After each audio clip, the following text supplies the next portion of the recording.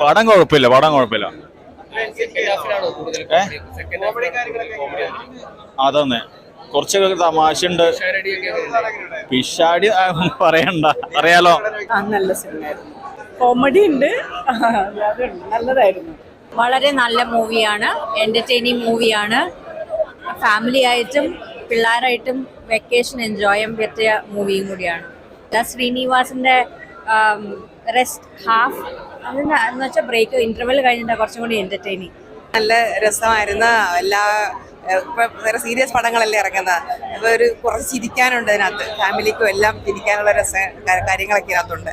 പിന്നെ ഇതിനകത്ത് ദിവ്യദർശന്റെ അഭിനയം എല്ലാവരും നന്നായിട്ട് അഭിനയിച്ചു. പക്ഷെ ദിവ്യദർശൻ ഒരു ബ്രേക്കായിരിക്കും. കാരണം അദ്ദേഹത്തിന്റെ ആ ഒരു നമ്മുടെ ന്യൂ ജനറേഷൻ മുകേഷിന്റെ അനന്തരവനാണല്ലോ.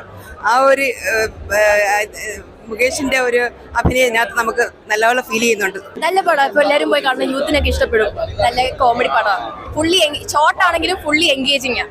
നല്ലായിരുന്നു. ഇപ്പോഴത്തെ യൂത്ത് പിള്ളേർ കണ്ടിരിക്കേണ്ട ഒരു പടമാണ്. അവർക്കൊരു പാഠമാണ്.